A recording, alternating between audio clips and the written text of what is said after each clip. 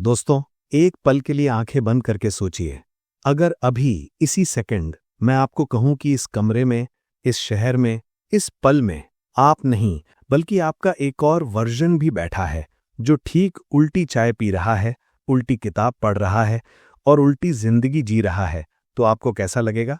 वेद हजारों साल पहले यही बता रहे थे। अनंत ब्रह्मांड, अनंत आप, अनंत मैं। चलिए आज बहुत आराम से, बहुत गहराई से, बिना जल्दबाजी के इस रहस्य को खोलते हैं। चाय पानी ले लीजिए क्योंकि बात लंबी और मजेदार होने वाली है। नमस्ते दोस्तों, मैं आपका दोस्त, आपकी तरह ही जिज्ञासु इंसान। आज हम बात कर रहे हैं पैरेलल यूनिवर्सेस की, लेकिन सिर्फ हॉलीवुड मूवीज या साइंस फिक्शन की नहीं, बल्कि हमारे अपने वेदों, उपनिषदों और पुराणों में छिपे उस अनंत रहस्य की, जो शायद आज की सबसे एडवांस्ड फिजिक्स से भी आगे निकल चुका है। सबसे पहले एक बहुत सिंपल सवाल, आपने कभी डेजा वू फील किया है ना, कि अरे ये तो पहले भी हो चुका है, वो पल, वो बात, वो स्मेल सब पहले से पता था। ज्यादातर लोग कहते हैं दिमाग का वहम है, लेकिन वेद कहते हैं नहीं भाई, ये वहम नहीं, ये लीकेज है। दूसरी रियलिटी से थोड़ा सा लीक हो गया आपके दिमाग में। और ये कोई नई बात नहीं है।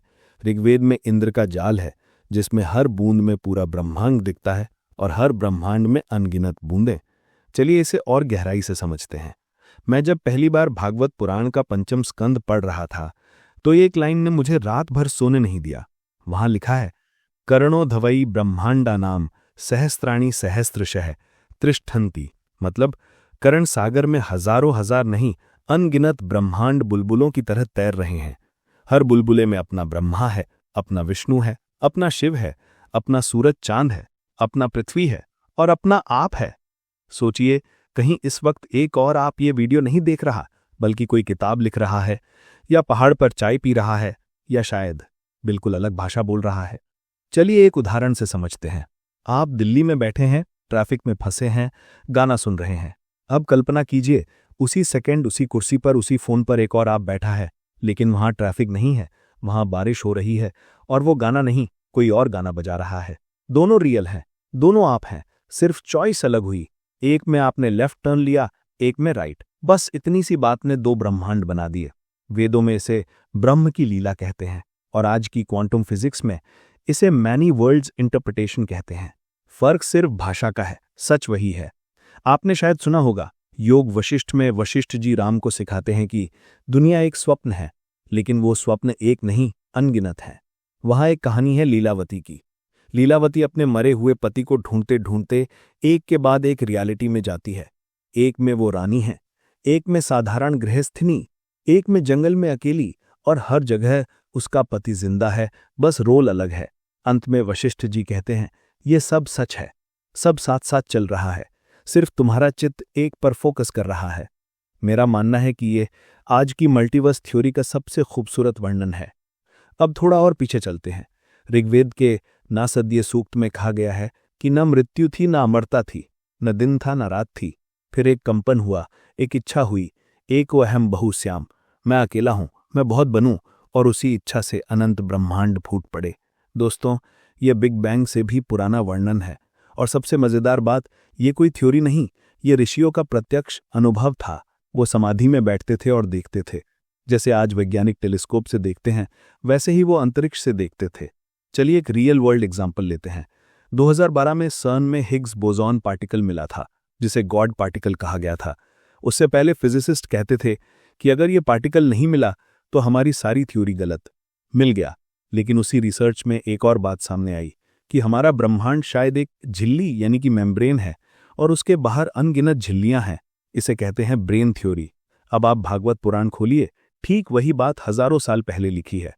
ब्रह्मांड अंडाकार है और कर्ण सागर में तैरते हैं। वैज्ञानिक आज जो कह रहे हैं वो वेद पहले कह चुके हैं। फर्क सिर्फ इतना है कि वेद कहते हैं कि ये सब एक ही चेतना की अभिव्यक्ति है। आपने शायद इंटरस्टेलर मूवी देखी होगी।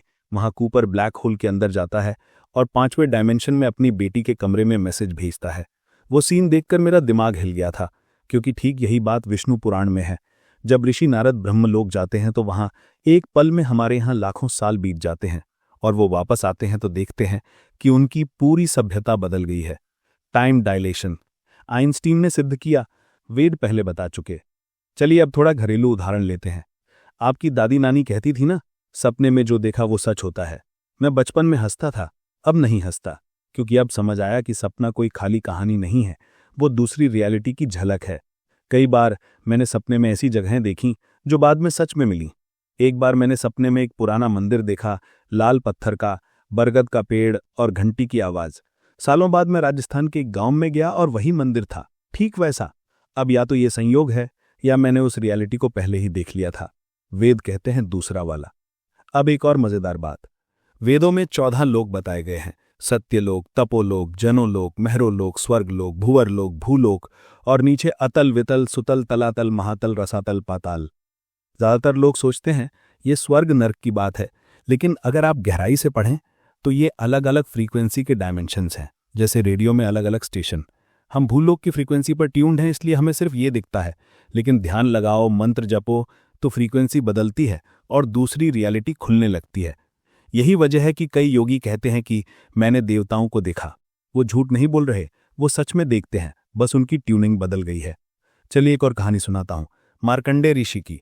भागवत पुराण में लिखा है कि मार्कंडेय जी को भगवान विष्णु वरदान देते हैं कि तुम सारे ब्रह्मांड देख सकते हो। वो बाहर निकलते हैं अपने आश्रम से और देखते हैं कि पूरा ब्रह्मांड पानी में डूबा हुआ है। सिर्फ एक बच्चा वट वृक्ष की पत्ती पर लेटा हुआ है।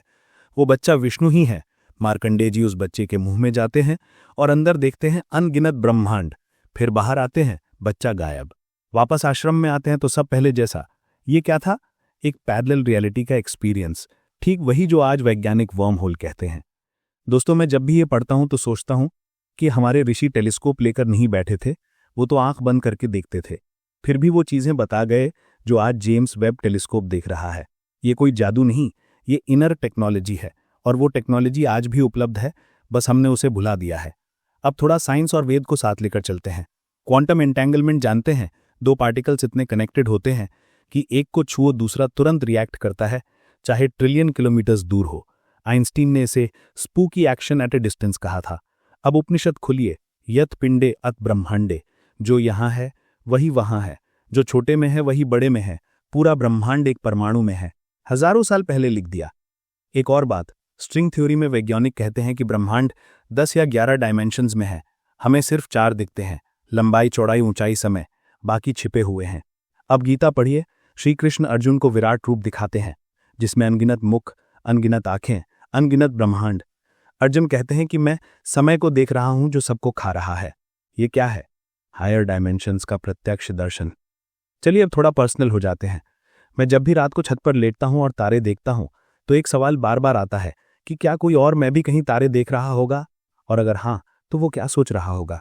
कभी कभी लगता है कि वो मुझसे ज्यादा खुश है, कभी लगता है कि वो मुझसे ज्यादा दुखी है, और फिर मन शांत हो जाता है, क्योंकि समझ आता है सब ठीक है, हर वर्जन की अपनी जर्नी है, और अंत में सब एक ही जगह मिलते हैं, ब्रह्म में।